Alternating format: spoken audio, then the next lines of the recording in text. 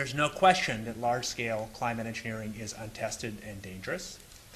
We've mostly thought about sulfur, and there's a lot of good reasons to think about sulfur because sulfur is what nature does, and there are very good reasons to think we would like to start very slowly if we ever wanted to do this and do something that was an analog to nature because we have some idea what the downsides of what nature does are. Nevertheless, there might be some good reasons to think about alumina. It turns out, first of all, there's been a lot of work on the environmental consequences of alumina in the stratosphere because it's in shuttle exhausts. There's a bunch of papers that look at the radiative and ozone-destroying properties of alumina in the stratosphere, and those make you think it might be useful. The big deal really is that alumina has 4 times the volumetric radiative forcing for small particles as does sulfur, and that means you have 4 times less surface area for the same radiative forcing, and this is a much bigger deal. You have roughly 16 times less the coagulation rate, and that's the thing that really drives removal. So you could get away, we think, with much smaller mass fluxes, but we haven't run those studies yet, so that might be wrong.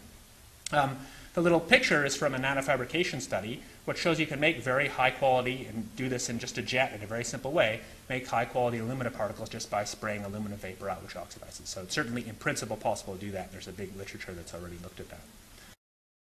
Look at the alumina or sulfuric acid functions, which are the mass-specific backscatter, so a measure of radiative forcing, and in fact I have it in watts per square meter per megaton.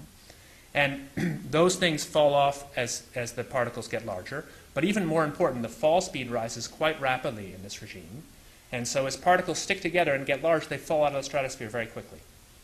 And so particles that are too large are much less effective per unit mass. If I could just clarify, so 10 megatons of aluminum dumped into the atmosphere would have no human health impacts. So let me be more careful here. Work to separate out the toxicological, so the alumina we've only begun to research and publish nothing. We haven't done anything serious on alumina, and so there could be something terrible that we'll find tomorrow we haven't looked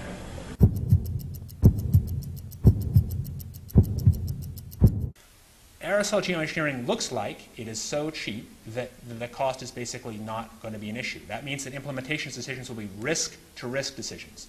The risk of doing it against the risk of not doing it. And it makes the problem of how we govern it fundamentally harder and different and novel. Another reason why I think more knowledge is good is I think this will turn out to be more complicated and harder to do than we now think. So I've told you that it's cheap to deliver materials to the stratosphere, and I'm convinced that's true. I don't think that will change. But I think the more we do research, the less easy this will look, the more complicated the environmental effects will look, and that's a good thing, because right now it looks too easy.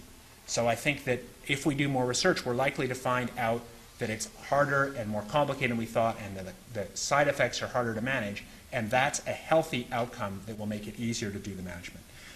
It's an empirical question, how people will actually react to knowledge about this. Another reaction is to say, if these crazy scientists are so concerned about putting CO2 in the atmosphere, they want to think about these things, then that might actually mean we should be more serious about the risks of CO2 in the atmosphere.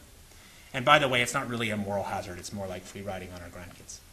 And by the way, it's not really a moral hazard, it's more like free riding on our grandkids. It's more like free riding on our grandkids.